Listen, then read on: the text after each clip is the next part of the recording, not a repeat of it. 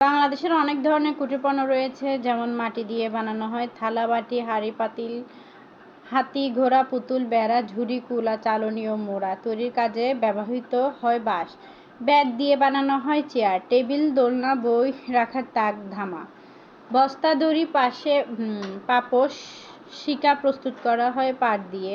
সোনা, রূপা দিয়ে বানানো হয় কানের দুল, গলার মালা, হাতের চুড়ি। কাঁসা, পিতল দিয়ে বানানো হয় তৈজসপত্র। তাঁতে তৈরি করা কাপড় কুটির শিল্পের আরেকটি নমুনা। কলকারখানা আবিষ্কারের আগে এ দেশের মানুষ তাঁতে বোনা কাপড় পরত। এখনও তাঁতিরা শাড়ি, লুঙ্গি, চাদর, গামছা ইত্যাদি তৈরি করেন। তাতে তৈরি জামদানি শাড়ি বাংলাদেশের নিদর্শন হিসেবে বিশ্বে সুপরিচিত। খেজুর পাতা ও বেতের চটা দিয়ে পাটি বানানো হয়। এসব পাটি বসার আসন বা মাদুর হিসেবে ব্যবহৃত হয়। বাংলাদেশের বিশেষ এক ধরনের পাটির নাম শীতল পাটি। চিকন বাঁশের মতো দেখতে মুর্তা গাছ দিয়ে বানানো হয় শীতল পাটি। শীতল পাটিটিও বাংলাদেশের নিদর্শন হিসেবে মর্যাদা পেয়েছে। বাংলাদেশের আরেকটি গুরুত্বপূর্ণ কুটির শিল্প নকশি কাঁথা। গ্রামের নারীরা মেঝেতে কাপড় পেরে কাঁথা বানাতো। তারপর সেই কাঁথার নকশা করে ফুল, লতা, পাতা এঁকে তৈরি করত নকশি কাঁথা। তাল পাতা, বাঁশ ও বেতের চটা, কাপড় ইত্যাদি দিয়ে হাত পাখা বানানো হয়। গরমে শরীরকে শীতল করে পাখার বাতাস। কুটির পণ্যগুলো আকর্ষণীয় হয়ে থাকে। দৈনন্দিন নানা প্রয়োজনে এসব পণ্য ব্যবহার করা হয়। এছাড়াও গৃহসজ্জায় কুটির পণ্যের সমাদর লক্ষ্য করা যায়। নাগরিক মানুষের প্রবল চাহিদা কারণে বাংলাদেশের গড়ে উঠেছে কুটির পণ্য উৎপাদনকারী প্রতিষ্ঠান। অর্থ জেনে নিই।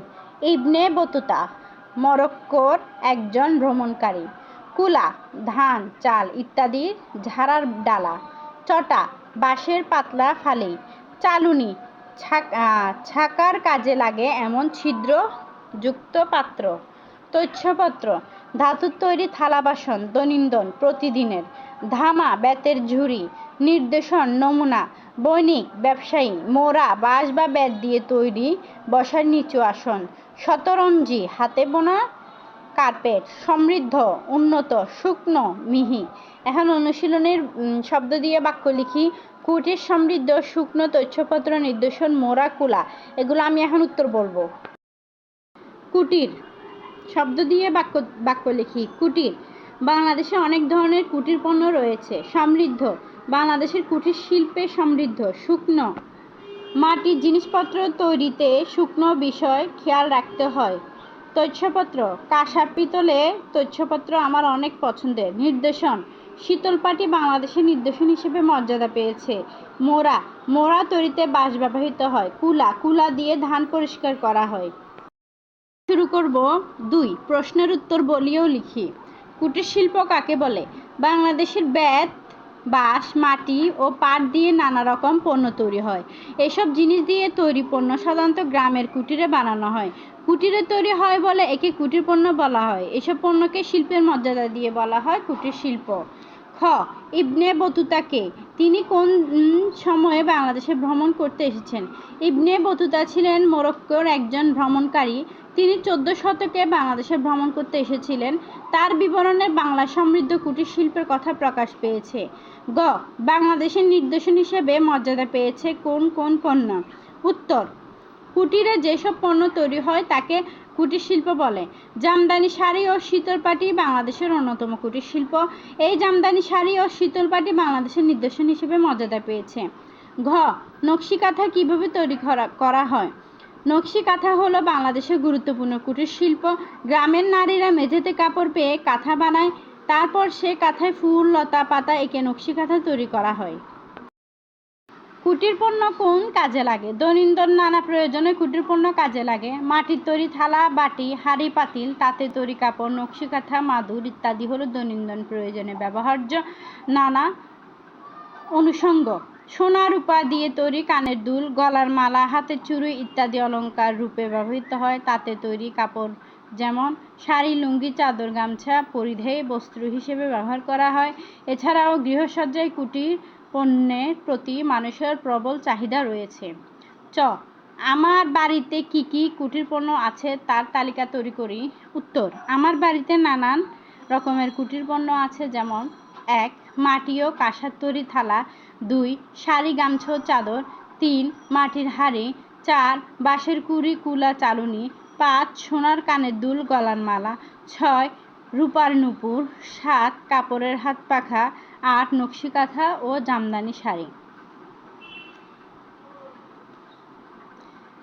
একটি বাক্য ভেঙে দুটি বাক্য বানাই। ইবনে বতুতা বাংলাদেশের ঘুরে সমৃদ্ধ কুটির শিল্পের কথা লিখেছেন। উত্তর, ইবনে বতুতা বাংলাদেশে ঘুরছেন, তিনি বাংলার সমৃদ্ধ কুটির শিল্পের কথা লিখেছেন। খ. কুটির পণ্যের ব্যবহার বাড়ানোর মধ্যে দিয়ে এর সমৃদ্ধ ঘটতে পারে। উত্তর, কুটির পণ্যের ব্যবহার বাড়াতে হবে, তবে এর সমৃদ্ধ ঘটতে পারে। গ. আমি বৈশাখী মেলায় গিয়ে নানা রকম কুটির পণ্য দেখেছি। উত্তর, আমি বৈশাখী মেলায় গিয়েছিলাম, সেখানে নানা রকম কুটির পণ্য দেখেছি। ঘ. কুটির শিল্পে পুঁজি কম লাগে এবং স্থানীয় কাঁচামাল ব্যবহৃত হয়। উত্তর, কুটির শিল্পে পুঁজি কম লাগে, এক্ষেত্রে স্থানীয় কাঁচামাল ব্যবহার করা হয়। হাত পাখাটি দামে সস্তা হলেও ভালো বাতাস দেয়। উত্তর, হাত পাখাটি দামে সস্তা কিন্তু ভালো বাতাস দেয়। এখন 4. কুটির পণ্যের নাম ও ব্যবহার লিখি। এক পাশে কুটির পণ্যের নাম দেওয়া আছে আর অন্য পাশে যে যে কাজে লাগে সেটা লেখা আছে। উত্তর, থালা পণ্যের নাম। থালা খাবারের কাজে, পুতুল খেলার কাজে, চেয়ার বসার কাজে, গলার মালা সৌন্দর্য বৃদ্ধির কাজে, শাড়ি পরিধানের কাজে, মোড়া বসার কাজে, হাত পাখা বাতাস করার কাজে, তাক জিনিসপত্র রাখার কাজে। পেশার নাম লিখি। যারা চাষ করে চাষি, যারা মাছ ধরে জেলে, যারা নৌকা চালায় মাঝি, যারা লোহা দিয়ে জিনিস বানায় কামার, যারা মাটি দিয়ে জিনিস বানায় কুমার, যারা তাঁতে কাপড় বোনে তাঁতি, যারা গাড়ি চালায় চালক, যারা চাকরি করে চাকরিজীবী, যারা শিক্ষকতা করে শিক্ষক, যারা সোনা গয়না বানায় স্বর্ণকার। কাজ বোঝায় এমন শব্দ বাছাই করে লিখি।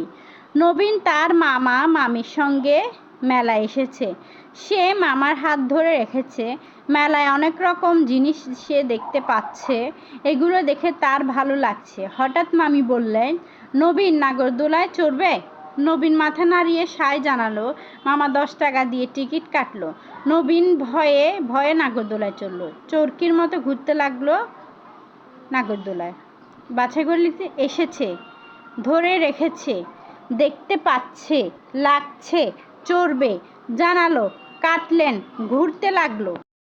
এটুকু সবাই ভালোভাবে পড়বে। যদি আমার কোনো ভুল ত্রুটি হয় তাহলে ক্ষমা দৃষ্টিতে দেখবে। ধন্যবাদ।